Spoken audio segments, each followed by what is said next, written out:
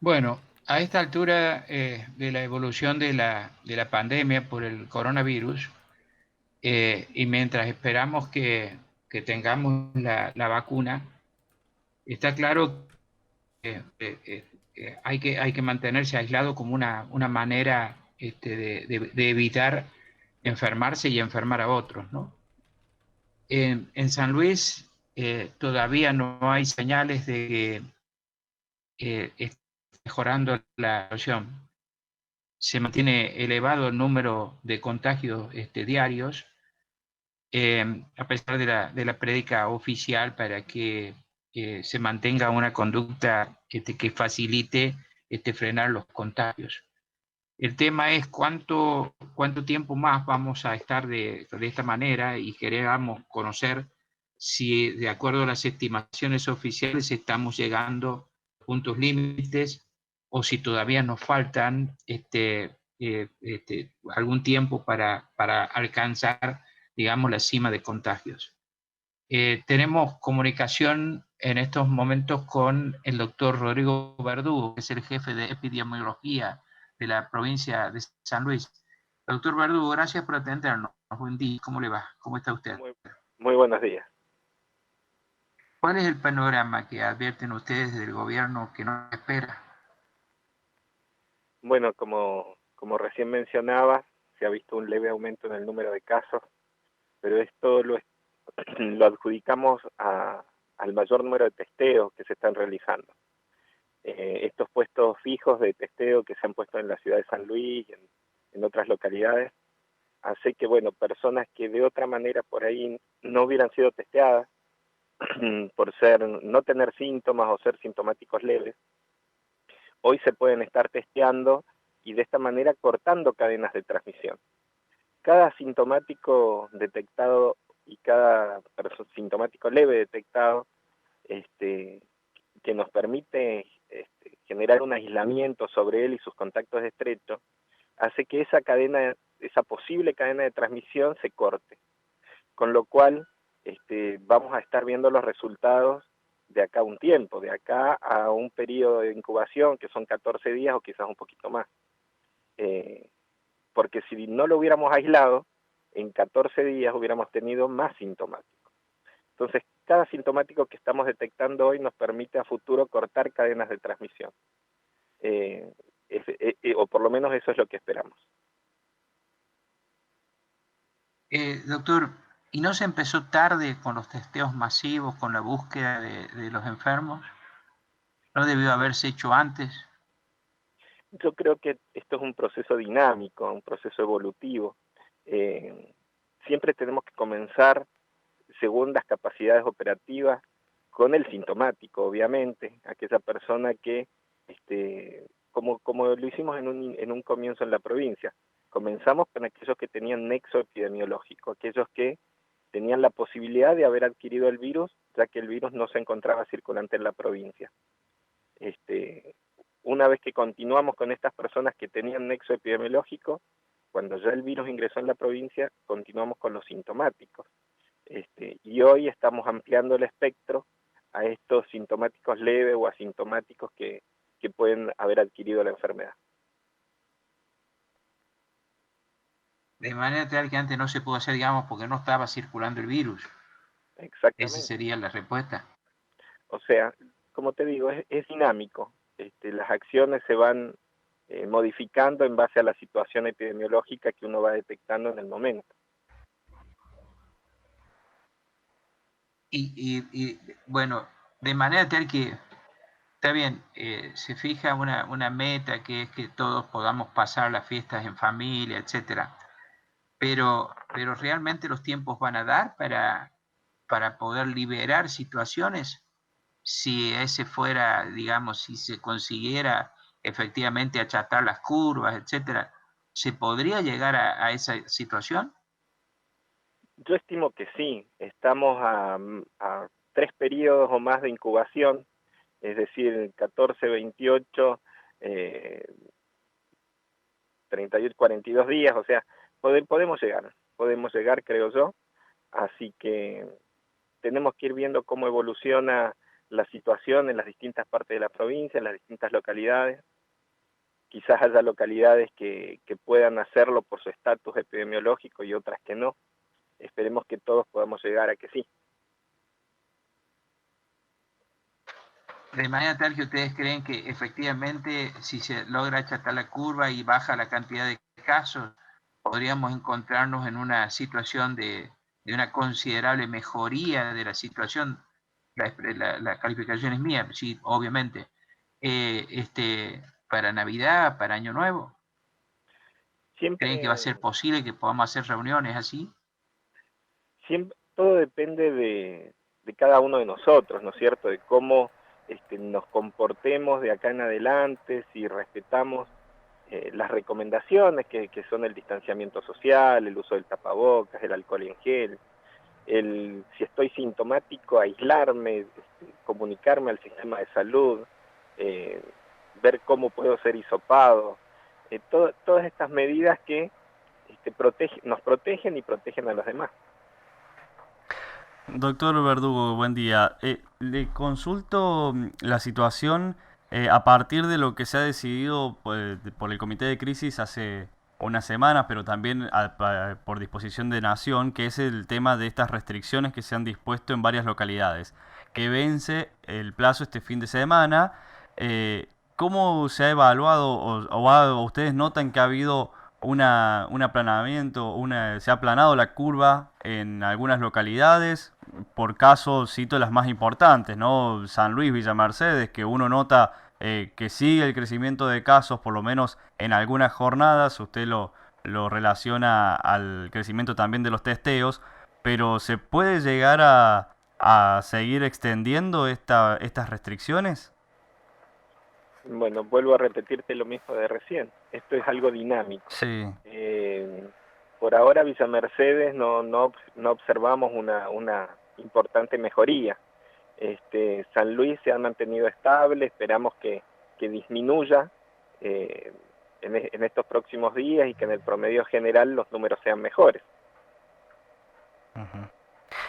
Y el caso de Villa Mercedes, que continúa con un crecimiento importante, más allá de la cantidad de casos que hubo ayer aquí en la ciudad capital, ¿puede repercutir también en un incumplimiento que hay por parte de las medidas? ¿Se nota eso o ha cambiado un poco la filosofía que tenía Villa Mercedes con relación al cumplimiento de las restricciones que se dieron a conocer?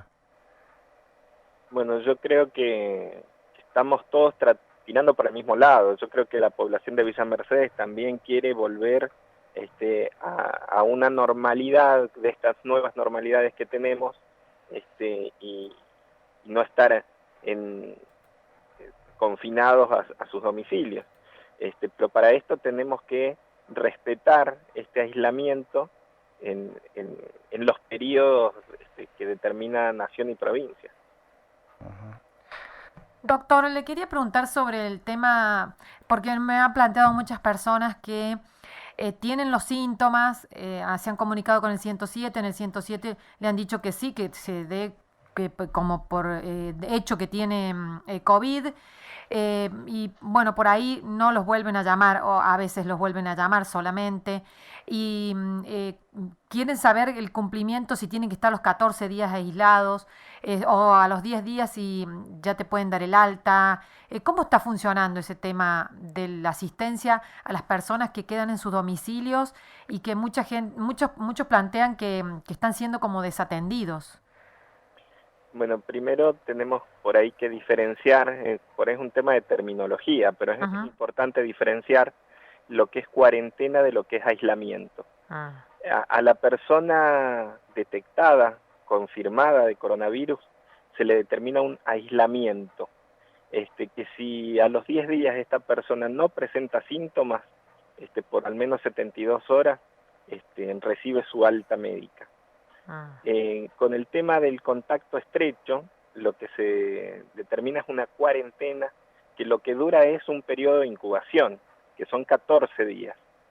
Esa persona que no está enferma, pero que tiene riesgo de haber enfermado, pueden pasar 14 días hasta que aparezca la enfermedad, que es el periodo de incubación. Entonces, por más que el enfermo a los 10 días, si no presentó síntomas, quede de alta, Ajá. el contacto estrecho debe respetar los 14 días porque puede aparecer la enfermedad el día 13 o el día 14. Esta diferencia es importante. Ajá. Con respecto al seguimiento, se hace el seguimiento de estas personas, el sistema de salud se comunica telefónicamente con ellos, a ver cómo evolucionan, a ver si presentaron o no síntomas en estos 14 días. Lo mismo con el paciente aislado, si a los 7 días dejó de tener síntomas y a los 10 continúa de igual manera, recibe su alta médica. Ajá. Porque pues, hay muchas quejas de la gente como que siente que por ahí son como que no tienen la asistencia necesaria. Hay gente que, bueno, obviamente se desmejora su salud y los tienen que internar, ¿no es cierto? Y como que allí ven que llega, que está lenta la respuesta por parte, por ejemplo, del SEMPRO en ir a hacerles el hisopado o en ir a buscarlos si han desmejorado su salud. A eso me refería también. Bueno, ahí también tenemos que tomar informar por ahí, Ujú. dos cosas importantes. El contacto estrecho a un paciente sintomático, si presenta síntomas, se considera positivo por Ujú. nexo epidemiológico. No es necesario el hisopado, porque si es un conviviente que está aislado en el mismo domicilio que un caso confirmado y comienza con síntomas, por nexo epidemiológico se considera positivo, con lo cual no se hisopa a esta persona.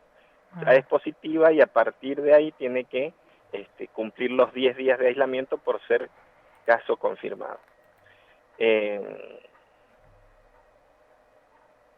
Perdón, me olvidé la segunda pregunta. No, por eso, porque mucha gente dice que no van a hisoparlas. Porque Usted no es dice que es por este necesario, motivo, en este caso. justamente porque no es necesario, porque hoy tenemos el criterio de nexo epidemiológico para los convivientes de casos positivos. En ese caso está bien ir a hacerse el PCR en estos lugares, en estos puntos donde se han habilitado. No sería necesario ni conveniente, porque si ya presenta síntomas, es nexo conviviente de un caso confirmado y ya se le ha determinado un aislamiento, no puede salir del domicilio. No tiene que salir del domicilio. No. Y en el caso de que los síntomas se agraven, de que aparezca una dificultad respiratoria, ahí sí debe rápidamente comunicarse con el 107 para evaluar la necesidad de internación. ¿Y se está trasladando pacientes a los centros de leves? Bueno, es una opción que la mayor parte de las personas elige permanecer en su domicilio, pero siempre está la opción de los centros de leves, obviamente que sí. En este momento no hay pacientes allí. Están activos, pero bueno, no tenemos pacientes en este momento. ¿Y tienen lugar? Sí, los lugares están totalmente habilitados. Sí, Entonces, ¿no es que esté sobrecargado el sistema? Por el momento no tenemos una sobrecarga del sistema, es lo que estamos tratando de evitar. El 80% de los pacientes transcurre su enfermedad de manera sintomática leve o asintomática. El otro 20% necesita algún grado de atención médica. Un 5% es el que se agrava, y de ese 5% es el que por ahí alguna parte necesita terapia, usa un respirador. Y hoy en día estamos con un índice de letalidad inferior al 2%, lo cual, más allá de lo lamentable que es la pérdida de una vida humana, estamos bien en relación a las estadísticas mundiales.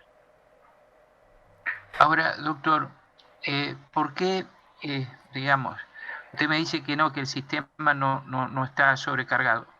¿Por qué hay apreciaciones entonces tan disímiles con lo que se advierte que manifiesta la gente o, por ejemplo, la postura que ha exhibido aquí en San Luis la Asociación de Trabajadores de la Sanidad? Les pediría fundamentos de cuál es el punto que ellos ven que está saturado, porque camas disponibles hay, camas de terapia hay, respiradores hay, o sea, todo lo que necesita un paciente COVID del sistema de salud hay. Después, este 80% que no necesita algo del sistema de salud más allá de un seguimiento, está siendo controlado. Así que no podría responderte esta pregunta si quien hace esta declaración no dice claramente cuál es el punto que considera colapsado. Y hay falta de personal por contagios también de personal de salud. No, todos los servicios tienen el recurso humano disponible. Sí. Obviamente hay trabajadores de la salud afectados que cumplen su aislamiento y después, al tener su alta, vuelven a su puesto de trabajo. Pero no le piden a los familiares que vayan a cuidarlos. ¿Cómo? Que le pidan a familiares que vayan a cuidarlos, a los enfermos, al hospital. No es que se pida, tienen la opción. Como todo paciente internado, tiene la opción de tener un acompañamiento familiar.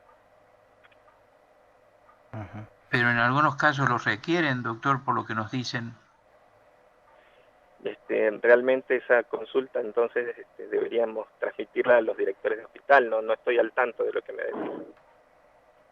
Pero en el sector de COVID, ¿se puede estar familiares atendiendo a un paciente en ese sector que está tan cerrado y donde ingresan las personas con todas las medidas de seguridad? ¿Pueden entrar también familiares? No en el sector de COVID. Estamos hablando por ahí de algún paciente sospechoso con un contacto estrecho conviviente. Claro, sí. Claro, yo tenía entendido que a ese sector solamente ingresa personal de salud y con las medidas sanitarias y de protección. Sí, en pacientes confirmados, sí. Doctor, se ha hecho mucho hincapié, si bien es otro tema y lo tocaremos, pero entramos en una época a la que muy parecida a la que estábamos en los primeros días de marzo y abril, en donde se va a mezclar los síntomas que se presentan de coronavirus con lo que puede generar el dengue también, ¿no?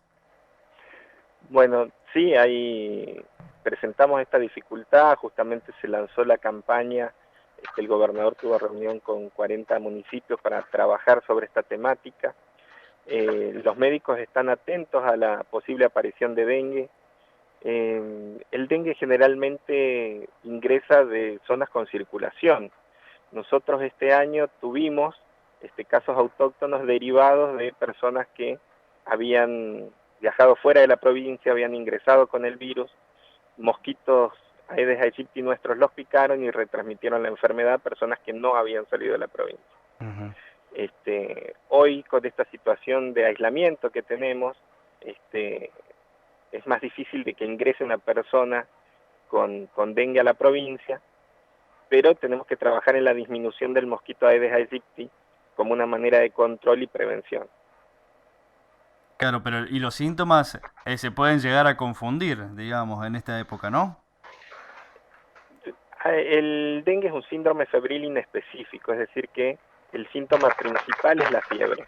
Obviamente esta fiebre se comparte con otras enfermedades como pueden ser la influenza o algunos casos de COVID que también presentan fiebre. En el caso de dengue va acompañado de dolor muscular, articular, dolor retroocular, que pueden hacer sospechar al médico y justamente en este momento es que se solicita el análisis de laboratorio para diferenciar de otras enfermedades.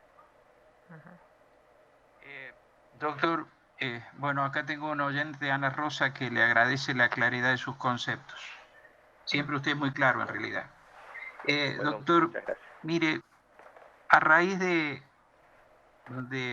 experiencias que nos cuentan enfermos que han superado de personas que han superado la enfermedad, y además una manifestación que en este sentido tuvo la doctora Sanglá 2 reportes atrás. Quería preguntarle acerca de secuelas que están advirtiendo que deja el COVID. Bueno, el COVID, como dijo la doctora Sanglá, es una enfermedad nueva, una enfermedad que estamos conociendo, que todavía no sabemos qué secuelas puede tener a 5 años, porque todavía nos llevamos un año de tenerla con nosotros. pero se han advertido en el tiempo que llevamos algunas secuelas de tipo respiratorio, personas que quedan con una disminución de su capacidad pulmonar, que bueno, puede afectar su vida diaria, su trabajo, dependiendo de qué actividad desarrolle, y también se están viendo algún tipo de secuelas neurológicas en algunos casos. Con lo cual, tenemos que tener precaución. No es, quizás este 80% de pacientes leves, algún porcentaje que también con alguna secuela, que hoy quizás en día, al sentirse parte de ese 80% que no va a necesitar del sistema médico, se sienta, no digo invulnerable, pero quizás descuide las medidas de protección. Entonces, esta advertencia es justamente para que no se descuiden las medidas de protección, pensando que no solo es el ciclo viral actual en el cual vamos a tener un problema respiratorio, sino que puede quedar alguna secuela a futuro que queremos prevenir. Puede ser que una persona que superó la enfermedad quede con inmunidad muy poco tiempo, o esto ya se sabe o no se sabe. Eso también está en estudio, se está viendo qué tiempo y qué tipo de inmunidad quedan los pacientes. Lo mismo con el tema de las vacunas. Se está viendo la vacuna cuánto tiempo va a generar inmunidad, si van a ser necesarios refuerzos y cada cuánto tiempo. Todos temas que no están concluidos y que hay que seguir investigando. Respecto de las personas que están sufriendo esta disminución en su capacidad pulmonar, incluso dijo usted algunos problemas de orden neurológico. ¿Es porque han tenido alguna enfermedad prevalente? ¿Lo tienen eso ya determinado o todavía serían tiempos muy precoces para poderlo decir? Todavía, como decís vos, es muy temprano para poder decirlo. Hay que hacer estudios de gran magnitud, estudios multicéntricos que incluyan pacientes de distintas categorías, de distintos grupos etarios, con distintas enfermedades de base, seguirlos en el tiempo, un estudio longitudinal, y poder ver cuál de ellos son los que presentan secuelas, de qué tipo. Falta mucho por estudiar. Doctor, y esa es ¿cómo se manifiesta esa insuficiencia de naturaleza pulmonar? ¿La gente se cansa? ¿Qué le pasa? Claro, exactamente. O sea, lo que puede percibir la persona es como que está agotado, como que le falta ese oxígeno para hacer sus tareas diarias, se agota con hacer pocas actividades.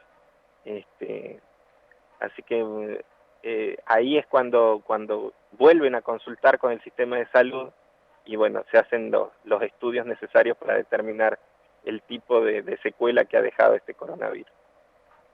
¿Y ustedes ya tienen establecido algún comportamiento específico que deba seguir la persona que supera el COVID? Me estoy refiriendo, doctora, a si debe volverse a hacer análisis, placas, etcétera, y en qué tiempo. ¿Eso ya lo tienen ustedes determinado o todavía no? No hay protocolos todavía de este tipo. Sí, si la persona presenta algún tipo de malestar, obviamente que tiene que consultar al sistema de salud. No es que pasado una determinada cantidad de días vaya y hágase una placa de pulmón, por ejemplo. No hay protocolos de ese tipo todavía implementados ni en San Luis, ni en Argentina, y no sé si en alguna parte del mundo. Doctor, muchísimas gracias por habernos atendido. Muchas gracias por la información y por la claridad. Muchas gracias. No, por favor, gracias a ustedes. Buen día. El jefe del programa de epidemiología de la provincia, Rodrigo Verdugo, estuvo esta mañana aquí en Nada Secreto en Radio Universidad.